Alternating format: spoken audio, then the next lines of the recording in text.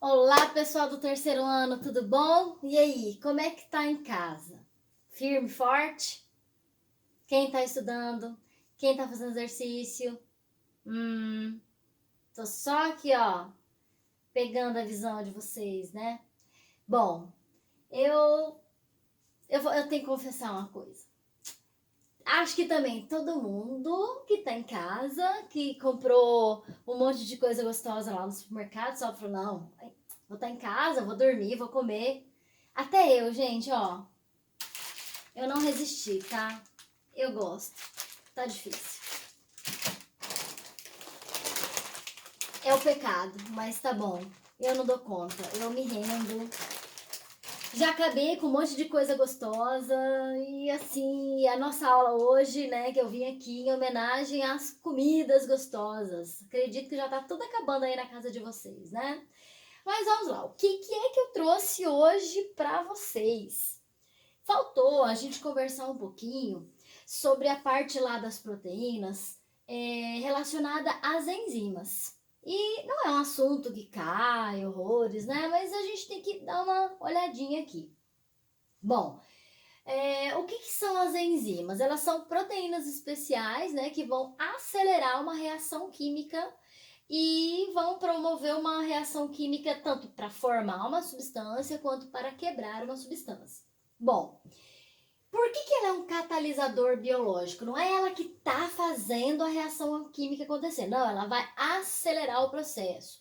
Então, por exemplo, ela vai diminuir a energia. O que é esse negócio? Diminui a energia de ativação. Significa que a célula ela vai, num espaço curto de tempo, gastar menos energia para que a reação aconteça. Então, por exemplo, lá, domingo teve churrascoso lá na casa de vocês. Comemos uma baita de uma proteína. Depende, né? Se for uma carne vermelha mais gordinha, eu vou demorar quase 12 horas, né? Com um baconzinho ali, vai demorar quase 12 horas para digerir. Se for só uma carne vermelha mais magrinha, com mais ou menos umas 3 horas e alguma coisinha. Então demora mesmo, né? A carne vermelha, por exemplo, é um alimento que demora pra caramba para ser digerido. E mesmo assim, né, gasta muita energia dentro do nosso corpo. Vocês imaginem se não tivéssemos a pepsina aqui no estômago, as enzimas, a tripsina, a quimiotripsina para quebrar essas proteínas lá no nosso intestino delgado. A gente ia estar lascado, literalmente mal pago. Mas vamos lá entender esse gráfico aqui. Olha só, pessoal. Nesse gráfico, a gente tem que entender o seguinte: aqui em Y eu vou ter a energia livre, a energia que vai ser gasta para promover a reação química. No meu eixo X, eu tenho aqui, ó, progresso. O que é isso? É o caminho da reação. É a reação acontecendo. Então, aqui eu tenho os reagentes. Na letra A, eu tenho os reagentes. O que isso significa? Eu poderia dar simplesmente o exemplo da proteína lá da carne vermelha que você comeu.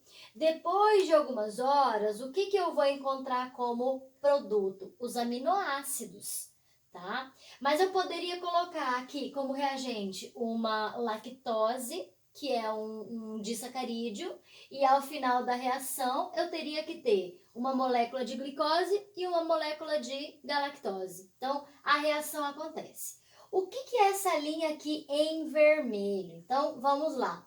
Cada vez que o tempo vai passando, que a reação vai acontecendo, olha só, a energia aqui para o Y vai sendo utilizada até a gente chegar num coma. Então, acontece a reação química. Só que olha a quantidade de energia, deixa eu pegar aqui uma canetinha para mostrar para vocês. Eu vim toda equipada, viu, gente? Olha só. Se a gente pensar aqui, ó, tem o meu Y1, aqui eu vou colocar o Y2, aqui vamos deixar o Y3. Então, o que é que vai acontecer? A gente vai fazer uma comparação.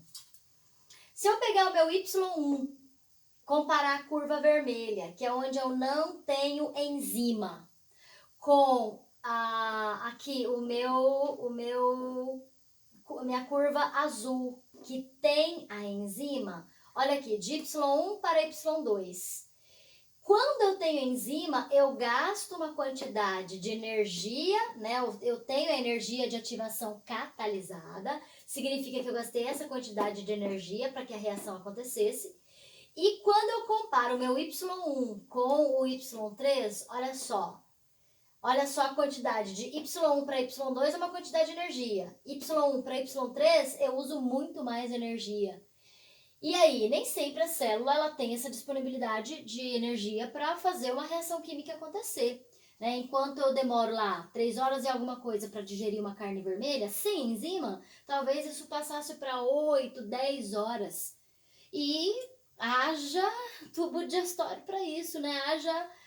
A gente ia ter que comer um monte para ter energia para quebrar todo esse monte que a gente comeu. Então é muito complicado. Bom, esse gráfico aqui sempre representa a atividade enzimática. Como que tudo vai funcionar? Existe o que nós chamamos aqui na biologia de modelo chave-fechadura. Na verdade, vai funcionar da seguinte forma. Eu tenho aqui, ó, a enzima, tá? Essa boquinha que eu coloquei aqui, ela chama-se sítio ativo.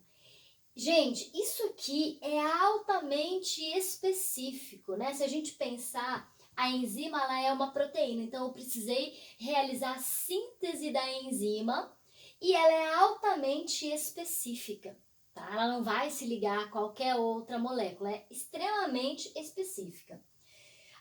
Inclusive, gente, as enzimas, elas têm uma forma, uma proteína de forma terciária, tá? Terciária. E tudo que terminar em ase é enzima, tá? Uma ou outra, como a pitialina, não vai ser pepsina, né? Mas geralmente é ase. É o nome do substrato do que vai ser degradado ou formado mais ase. Então eu tenho aqui, ó, a enzima, ela tem o local de encaixar num substrato. Professora, o que é esse negócio de substrato? Não sei o que é esse negócio de substrato. Bom, pode ser uma molécula grande que vai ser quebrada ou uma molécula pequena que será formada. Bom, então eu coloquei aqui, eu vou dar um exemplo, vou colocar a lactase sendo a enzima, o substrato, eu vou colocar o disacarídeo, lactose, poderia usar uma proteína, tanto faz também, aí eu teria uma protease. Se eu tivesse uma francinase, eu degradaria o substrato francine, entendeu? Bom, e aí, o que vai acontecer? Opa, lactase. Uma lactose. Tô louca. Lactose. Substrato lactose. Esse sítio ativo aqui, pessoal, ele vai encaixar perfeitamente no substrato, formando aqui a reação química está acontecendo, porque eu tive um encaixe da enzima com o substrato. Então, é o complexo enzima-substrato mesmo, tá? Altamente específico. Quando eu usei a energia de ativação num curto espaço de tempo, né? O que vai acontecer? Esse complexo enzima-substrato vai se desfazer e a reação acontece. Então, a enzima, ela vai ficar intacta, que é sem miséria, viu, gente? Ela vai poder ser usada uma vez, 2 vezes, 3 vezes, ixi, ó. Se tivesse a palavra bilhares de vezes, né, o termo bilhares de vezes, ela poderia ser utilizada, a gente poderia usar isso. Mas a enzima, ela é irreversível, né? Ela não é que é irreversível, ela é intacta. Ela vai ser usada na reação, não acontece na dica de nada com ela, tá? O que é isso aqui, ó? O que separou? O substrato lactose foi quebrado pela enzima lactase. Então, eu vou ter aqui uma molécula de glicose e uma outra molécula de galactose, ou seja, 2 monossacarídeos que estavam formando o disacarídeo lactose. Então, quando eu tenho esse modelo de chave-fechadura, simplesmente, né, o complexo enzima-substrato, Isso aqui é altamente específico, tá? Essa enzima agora vai quebrar uma nova lactose que está entrando no seu organismo e vai até sempre que o seu corpo precisar. Então, ela, mais um fator. Além de ser um catalisador biológico, ela também pode ser reutilizada várias vezes que o corpo necessitar. O que vai acontecer quando nós analisamos fatores de influência, pessoal? Muito importante. São 3 coisas importantes que a gente tem que analisar aqui, ó. A temperatura, o pH, isso aqui é igualzinho aos fatores de influência na atividade de qualquer proteína, é assim que funciona. Eu preciso de um ótimo de temperatura, de um ótimo de pH para acontecer, né, a reação. E agora tem um novo fatorzinho aqui, ó, concentração do substrato. Não adianta eu, por exemplo, que tenho intolerância à lactose, vamos supor que eu tô dando lá pro meu corpo 100 moléculas de lactose se eu só tenho 50 lactases. Elas vão ficar ocupadas, então não adianta eu querer dar muito substrato para acelerar o processo da reação aí que não vai acontecer, diminuir, se eu aumentar esse substrato, isso aqui pode virar veneno dentro de mim, tá? Então, é por isso que a gente tem todas aquelas reações, o corpo não dá conta, as enzimas que eu tenho já estarão ocupadas. Então, vamos entender como é que funciona o gráfico aqui. Vamos lá, deixa eu passar para o lado de cá, porque aqui é tudo amadorismo, né? Vamos lá. No meu eixo Y, vamos pegar o gráfico da temperatura, tá? Eu tenho aqui o eixo Y, é a velocidade da reação acontecendo. E aqui, ó, a temperatura medida no eixo X, eu tô aumentando a temperatura. Verifiquem o seguinte, se eu tiver aqui, ó, muito perto de zero, a reação química não tá acontecendo. Por quê? Eu preciso de um mínimo de temperatura, né? Então, vamos lá, vamos colocar assim, ó. Se eu venho aqui, ó, o que vai acontecer? A reação começou a ativar. A reação está acontecendo muito lentamente. Vamos lá, mais um. Eu tenho... Opa, tá bem torto. Bem torto. Vamos aqui, ó. Vou dar um pouquinho mais de calor para essa enzima. Ela vai começar a ficar mais rapidinha na sua reação química. E vou dando temperatura, dando temperatura, dando temperatura. A hora que eu chego aqui, ó, para essa enzima que nós estamos falando, 40 graus é o ápice. Então, é o ótimo de temperatura para ela. Se eu quiser aumentar essa temperatura, poxa, ela tá acelerando pra caramba, essa reação tá acontecendo, mas o que vai acontecer aqui se de repente eu aumentar a temperatura?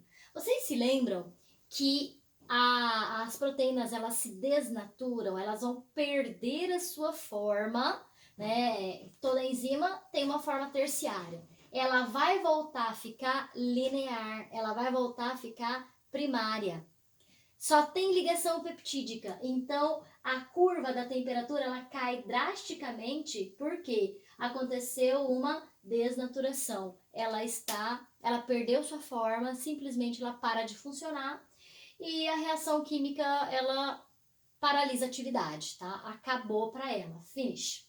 Se a gente pensar agora em pH, é muito parecido o gráfico, é só a gente pensar à medida que eu vou alterando o pH para mais ou para menos, a velocidade da reação pode se alterar também. Então, imagina que eu tenho aqui, vamos supor, uma enzima do nosso estômago. Eu teria que ter aqui, ó, um pH 2. Se eu tiver aqui, ó, 0,5, não tá acontecendo nada. 1,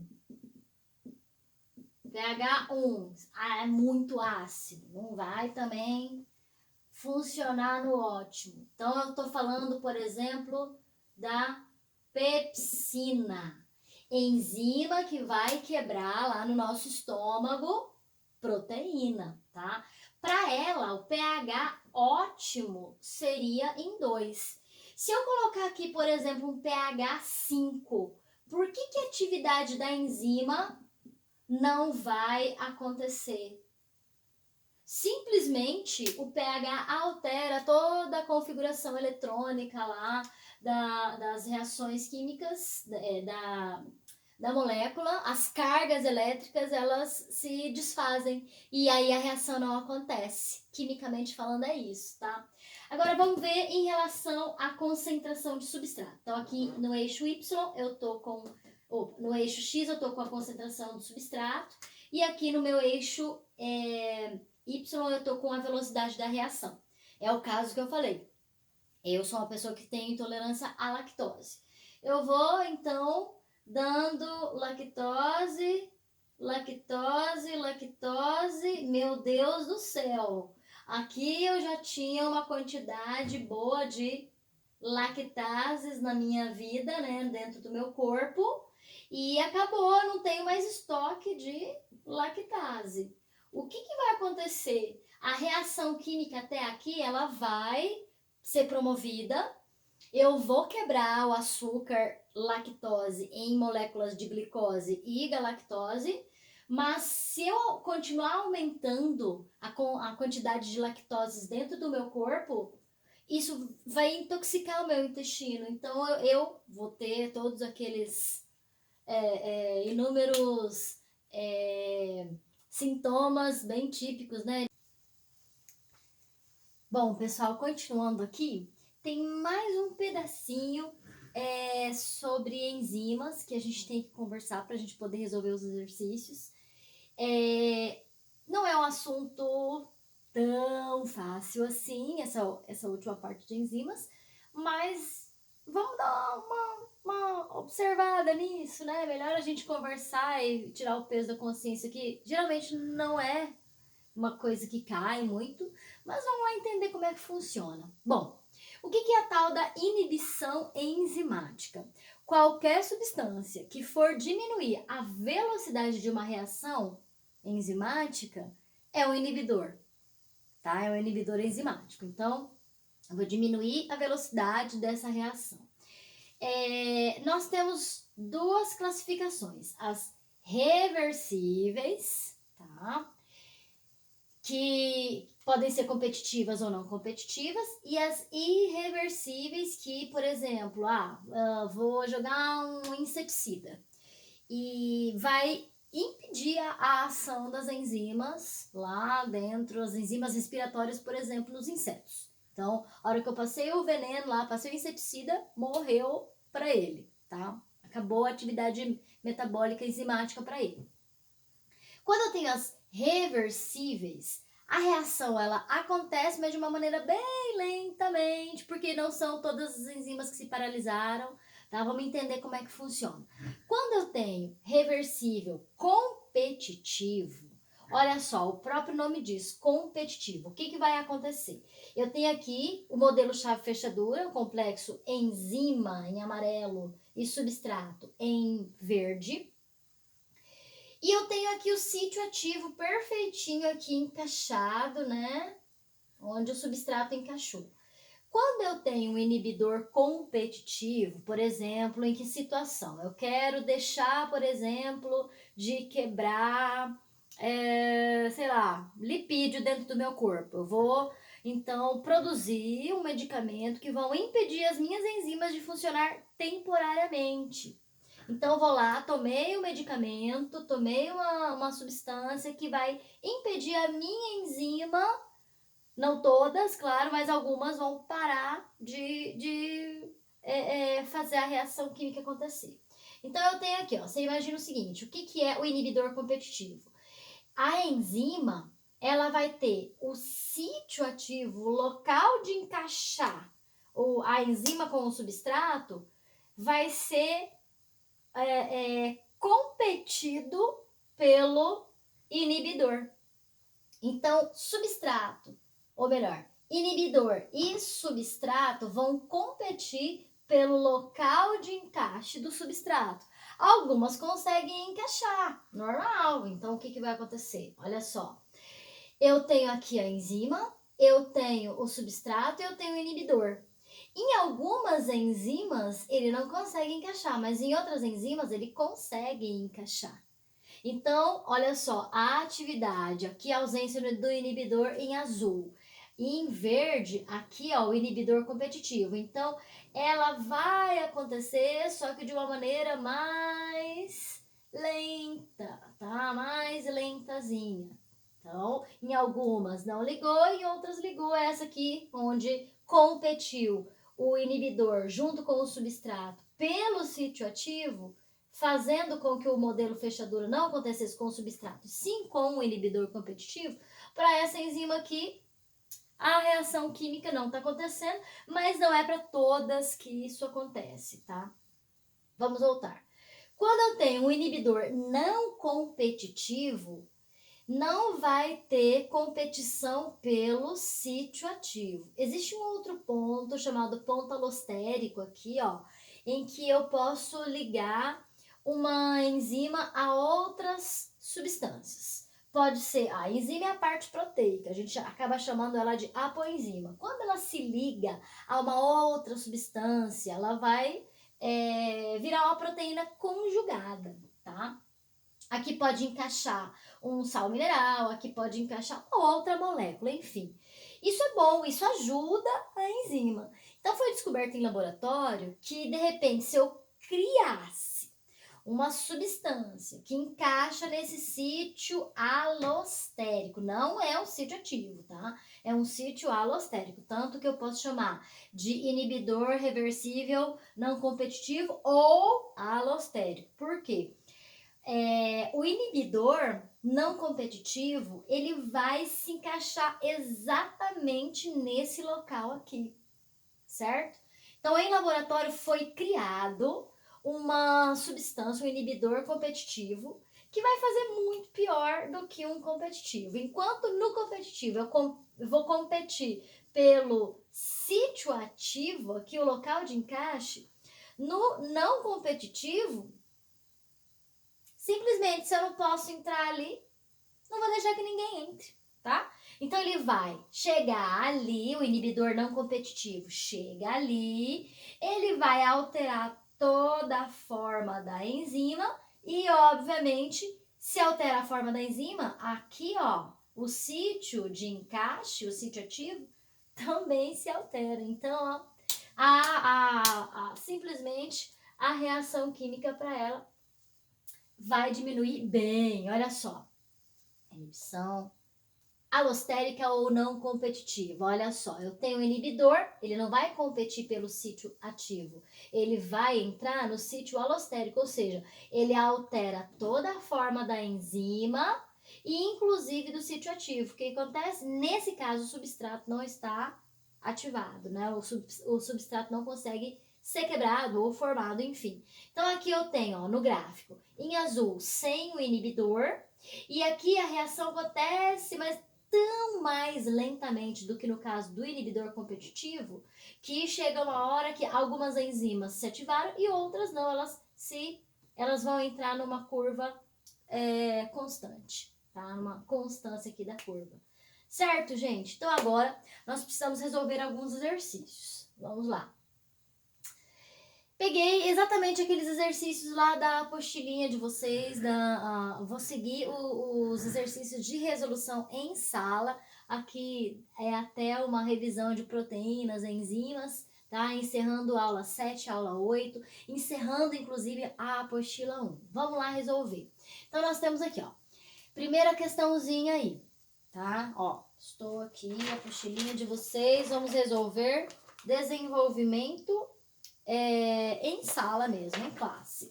Então, nós temos aí, na preparação do meio de cultura para células animais, o técnico de um determinado laboratório esqueceu-se de adicionar o suprimento de aminoácidos. Que moléculas terão sua formação imediatamente prejudicada? A união de aminoácidos vai formar o quê? Proteínas. Então, a nossa resposta de cara aqui, ó, já seria a letra D. Nem vamos perder muito tempo com isso. Próximo, os fenilcetonúricos, né, têm falta de uma enzima no fígado, responsável pelo metabolismo do aminoácido fenilalanina. Para que essa substância não se acumule no sangue, sua dieta alimentar deve ser restringir dentre os nutrientes mencionados a seguir. As proteínas apenas, tá? Por quê? Quando eu tenho fenilalanina, tá? Fenilalanina é um aminoácido, então quando eu tenho a falha dessa enzima que não vai transformar um aminoácido em outro, infelizmente isso aqui se acumula. Então eu vou ter que evitar, por exemplo, um recém-nascido que é fenilcetonúrico, ele não pode tomar o leite da mãe dele, tá? Porque aquilo vai acumular, vai virar um veneno lá no corpinho dele. Então, seria a letra A para aquela resposta. Vamos à A3, mais importante. Ligação peptídica permite a existência da vida. Porque dois aminoácidos juntos, pela ligação peptídica, tá? Vão formar um peptídeo, assim, até virar uma proteína. Essa afirmação está correta, porque a ligação peptídica possibilita a síntese de aminoácidos a partir de compostos inorgânicos. Inorgânicos não, né? Nós temos aqui proteínas são orgânicas, tá?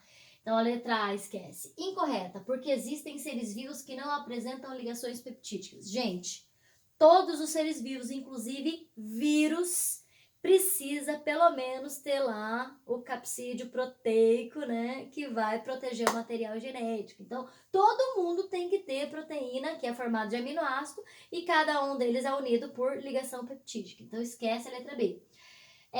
Letra C. Nós temos lá, correta, porque as proteínas são indispensáveis para a estrutura e funcionamento celular, com certeza. O dogma central lá, em que DNA contém informação, eu vou ter a transcrição, forma o RNA, e esse RNA agora vai fazer a tradução, que é unir lá no citoplasma determinados aminoácidos para formar uma proteína. Isso aqui é básico. Até um vírus que não tem célula usa o metabolismo de outra célula hospedeira para que ela então produza as proteínas para ele. Sempre vai ser na base da proteína. Então aqui a gente tem a letra C, a nossa correta, tá bom? Vamos lá, 4. Chama-se de aminoácido essencial ao aminoácido que não é sintetizado no organismo humano? Exatamente. Porque nós temos dois tipos de aminoácidos, os naturais e os essenciais. Naturais eu dou conta de produzir, essencial não, então eu tenho que retirar da nossa alimentação. Então, a letra A aí já é a correta. Vamos a mais uma. A hipertermia ocorre quando a temperatura corporal central fica acima de 40 graus e está relacionada à ineficiência dos mecanismos de dissipação do calor ou à produção excessiva de calor associada a uma dissipação insuficiente. Existem várias causas de hipertermia, incluindo a exposição prolongada ao sol, aos fornos ou a outros locais de alta temperatura, e a prática de exercícios físicos em ambientes quentes e úmidos. A hipotermia pode causar a morte em consequência de lesão cerebral. Isso ocorre porque a elevação da temperatura provoca. Vamos lá. Lembra dessa, né? Letra A. Aumento da produção de proteínas tóxicas. Quem pode afirmar isso? Não é nada disso. Letra B. Diminuição da absorção de aminoácidos pelas células nervosas. Gente, elas já absorveram isso faz horas e a síntese de proteínas às vezes acontece em 2 minutos. Não é isso aqui não, tá? O aumento da temperatura, ele é um fator que influencia na ação da proteína. Letra C. Redução do fornecimento de carboidratos, não é carboidrato que forma proteína. Letra D, desnaturação das enzimas cerebrais, comprometendo sua ação. Tá aqui, ó, gente. O que é desnaturar? pH, concentração de substrato e temperatura, alteração da temperatura, altera o ótimo da temperatura, no caso, altera o ótimo da enzima ou da proteína. Ela para de funcionar porque a sua configuração é desfeita. Então, se ela tem lá uma estrutura quaternária, terciária, ela vai voltar a ficar primária, só vou ter lá ligações peptídicas, ao perder sua forma, ela perde sua função, né? Então, desnaturou, acabou, não tenho mais atividade metabólica, tá? O que mais? Mais uma. Peraí. Vamos lá, continuando.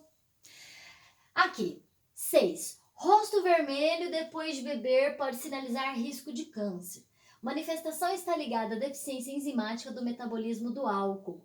Essa resposta do fluxo sanguíneo, que pode acompanhar náuseas e batimentos cardíacos acelerados, é causada principalmente por uma deficiência herdada, uma enzima chamada ALDH2, uma característica compartilhada por mais de 1/3 da população de famílias do leste asiático, japoneses, chineses ou coreanos. Mesmo meia garrafa de cerveja já pode deflagrar a reação, tá? Vamos lá. Assinale a alternativa que não caracteriza a ação das enzimas. Letra A.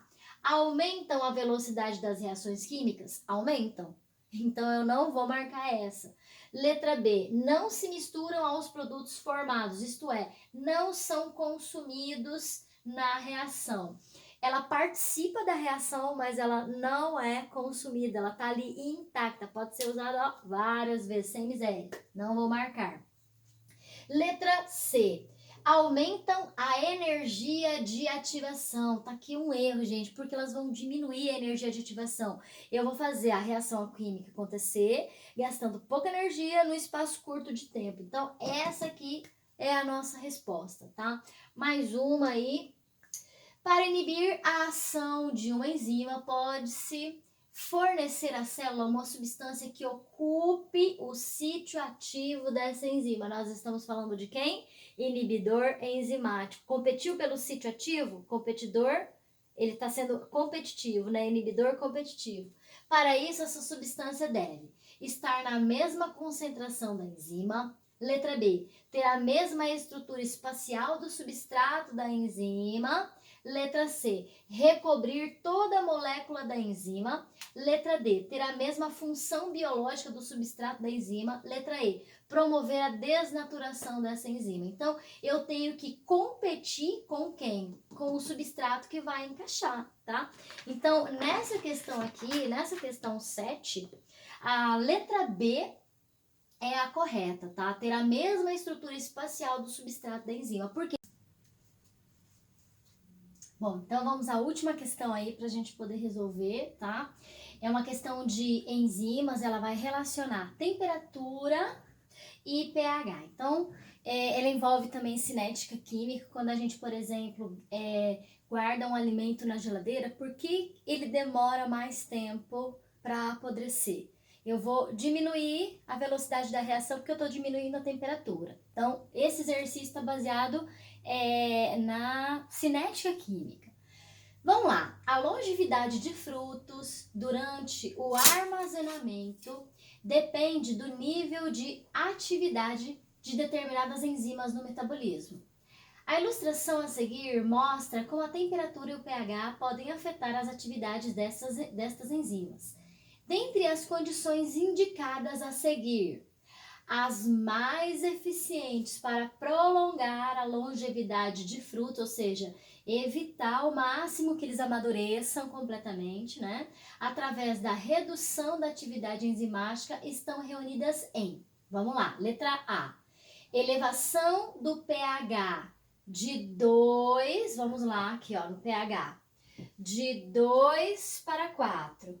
Então, à medida que eu vou aumentando o meu X, vou aumentando o meu pH, deixando de ser tão ácido, eu vou aumentando a velocidade da reação. Então, se eu quero fazer com que ele não amadureça, é claro que eu não vou poder dar melhores condições para que eu consiga, então, aumentar a velocidade dessa reação. Eu tenho que diminuir a velocidade. Letra A tá fora. Letra B.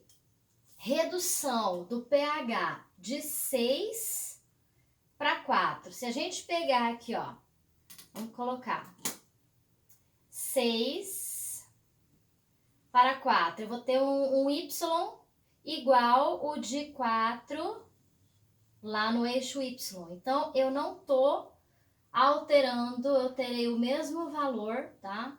Eu não tô alterando, é a mesma condição, tô mantendo. Vamos ver o que acontece com a temperatura.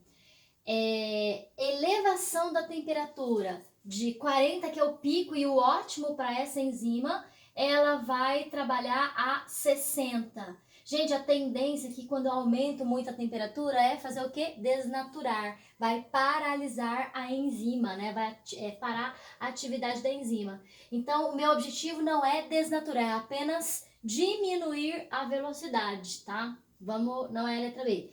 Letra C. Elevar o pH de 6 para 8. Aqui eu também posso ter uma desnaturação. Vamos para frente. Fora aqui, ó, elevação de 40 para 60. Também posso ter, nesses dois casos, uma desnaturação. Não é o objetivo paralisar completamente a atividade da enzima. O objetivo é diminuir apenas a velocidade com que a reação aconteça. Vamos continuar. Letra D. Redução do pH de 4, tá, para 2. Que eu tenho aqui. Então, eu estava aumentando a velocidade até 4. Quando eu volto para 2, eu diminuo essa velocidade. Eu vou diminuir o tempo de amadurecimento. Não é que eu vou diminuir o tempo de amadurecimento. Eu vou desacelerar esse amadurecimento. Até aqui, certo. Vamos ver, redução da temperatura de 40 para 20. Então, eu tô diminuindo, ele vai ficar mais tempo não tão maduro, tá? Até ele conseguir, eu vou apenas prolongar o tempo de vida desse alimento lá com mais baixa temperatura, mais baixo pH, eu tô diminuindo a velocidade. Então, a nossa letra correta aqui, ó, seria a letra D. Bom, pessoal, agora eu gostaria que vocês fossem lá no plural e fizessem todos os exercícios que ainda faltam lá do capítulo equivalente, capítulo 2, tá? Os exercícios equivalentes às aulas 7 e 8 que faltavam. Então, se nós formos pegar, eu havia pedido para que vocês me entregassem exatamente no dia que tudo foi paralisado ou no dia que ficou facultativo a presença de vocês. Então, vamos retomar isso. O que vocês devem fazer? Os exercícios lá do capítulo 2, a gente havia parado, se não me engano, no exercício 24, 25, que a gente fez até... Não. Já tinha pedido... Bom, de qualquer maneira, o que estava faltando? Eu vistei até o 13 e 14, e eu gostaria agora que vocês fizessem, então, do 14 até o exercício...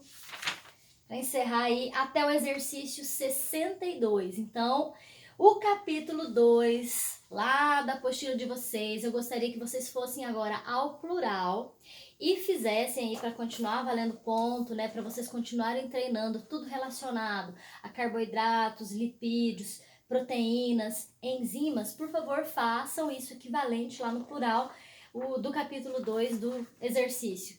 Lá, 14, 15 até o 62.